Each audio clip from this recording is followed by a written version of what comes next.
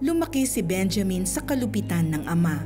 Madalas siya nitong pagbuntungan ng galit sa tuwing nalalasing. Bunga nito, siya ay naging bayolente. Sa edad na 14, sumali siya sa isang fraternity kasama ang mga kapatid, dahilan upang masangkot sa mga rambol. So nakita namin siya sa isang sayawan. So sabi ko, ito yun. Antayin natin na bumaba sila. Sakto, bumili sila ng sigarilyo. 3 sila, 2 kami. Sabi ko, sige, ano naman yan eh. Hindi mapalagyan mga yan. Tutukan mo ng baril. Pero yung baril, ano yun, yung lighter eh. Sabi ko, pag tutok mo, ako yung gugulpi. So, pagkatutok niya, ayun, ginulpi ko. Kinaumagahan.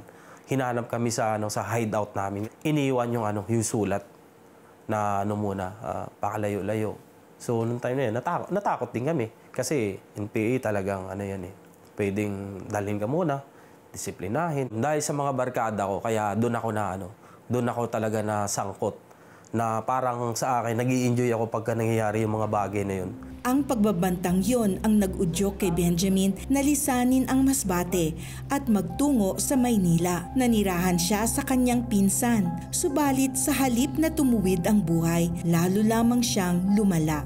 Napunta ako ng Pasay, 1 year ako na pariwara. Kasi hindi na ako nagpag-aral noon eh. Lalong naging magulo yung buhay ko kasi nabarkada ko, puro mga basag ulo at saka mga adik. Hanggang sa dumating sa point sa napapasama sa panghi-snatch. Di naglaon, nagkaroon si Benjamin ng oportunidad na makapagtrabaho bilang instructor sa isang gym. Dito niya nakilala si Lulu. Nahulog ang loob ni Benjamin sa kanya. Nagbunga ang kanilang pag-iibigan ng anak na babae. Inakala ni Benjamin na ang kanilang pagsasama sa iisang bubong ang tutuwid sa kanyang balikong landas. Hindi ito nangyari. June 12, 2005 kami nagpakasal. Hindi pa talaga nasa focus ko na mag-asawa.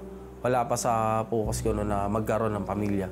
Siguro mga 21 years old ako noon eh, nung sama. Puro talaga kamunduhan pa ako noon eh. Ang focus ko pa rin is makamundo eh. Tapos kung sinong babae, kahit nagsasama kami, meron akong babae. Ang kanyang pagbubuhay binata ang nagtulak sa kanya upang tuluyang iwan ang kanyang pamilya at sumama sa iba. Pinapili ko siya. Pinili niya yun. Masakit pala sa akin talaga. Lalong-lalo na ako naawa para sa anak ko. Pero wala akong magagawa. I just pray for it. So, nakita ko nag-iiyakan yung mga anak ko, pati siya. So, tinigasan ko talaga yung puso ko. Hindi, dito ako. Dito talaga ako. Wasak talaga buhay namin nun. Basta ang lagi kong sinasabi sa kanya nun, andyan naman yung ATM ko, andyan naman yung sahod eh. Huwag mo na akong guguluhin. Huwag ka nang tatawag sa akin kasi hindi na kita mahalin. Ayoko na sa'yo. Ayoko na makipagbalikan. Lahat ng masasakit na salita, sinasabi ko sa kanya. Subalit, mas naging magulo ang naging buhay niya sa kanyang kabit. Dagdag pa dito ang paulit-ulit na miscarriage. Dumating sa point na medyo na-obsess talaga. Halos lahat, inaano niya na, laging away. Tapos gusto magpakamatay. Magulo na yung isip ko. Nandoon na yung inatake na ako ng depression, atake na ako ng anxiety. Sabi ko nga, wakasan ko na lang kayang buhay ko. Nung time na yun, na nangyayari na yung gulo na hindi, parang wala na yung enjoyment doon sa pagsasama namin. Walang direksyon at kapayapaan. Naisipan ni Benjamin na bumalik na lamang sa kanyang tunay na pamilya. Sabi ko, Lord, balik mo ako sa family ko. Pag binalik mo ako sa family ko, magsiserve ako sa'yo. Sa panahong namumuhay sa kadiliman si Benjamin, iginugugol naman ng kanyang misis na si Lulu ang panahon sa panalangin upang siya ay magbalik loob sa kanila. Kasama kayo mga anak. Nakalika. Pag-pray natin yung daddy mo.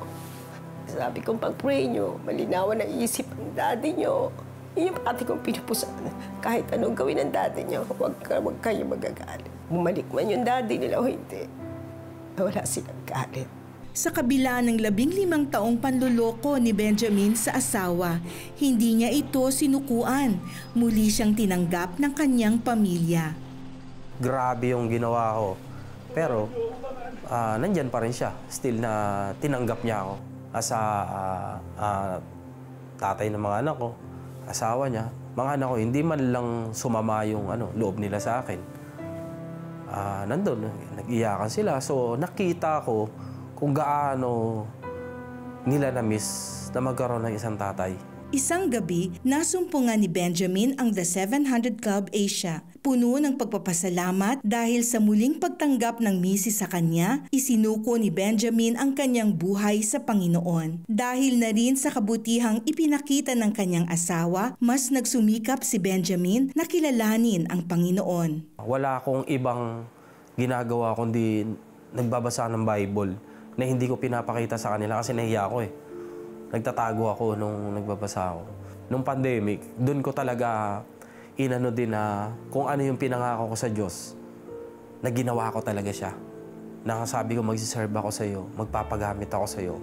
Nung pandemic, kahit wala kami, nandoon yung moment na, na stress, depressed, kasi wala eh.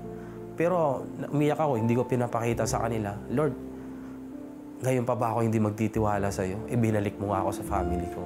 Upang makabawi sa mga pagkukulang na nagawa sa pamilya, sinikap ni Benjamin na maging responsableng ama. Naglakas loob siyang magsimula ng negosyo na agad din namang nasubok dahil sa pandemya. Nire-remind sa akin, sige bumalik ka sa family mo, ibibigay ko sa iyo yung gusto mong hardware. Yan lagi, nagkaroon ng lockdown. So as in wala talaga kami. Sobrang down, walang budget. Sinanla ko yung motor ko. Yun yung time. Sabi ko ka, ang galing lang ng Diyos kasi pinakita niya na sa akin eh. Kumbaga, eto ka na eh, hindi na ikaw dati yung ganun eh. Kasi napakataas ang pride ko, pero nung nakilala ko siya, lahat ng ginagawa ko, pinagkakatiwala ko na sa kanya. Labis na pinagpala ng Panginoon ang kanilang negosyo. Ngayon ay mayroon na silang 2 hardware stores at nagkaroon ng iba't ibang ari-arian.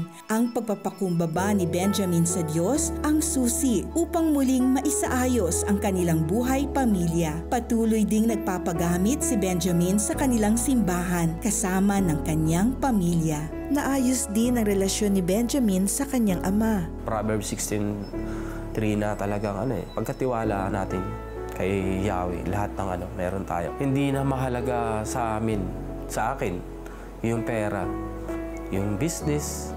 Kumbaga, ang unang-una talaga, si God, tsaka yung family.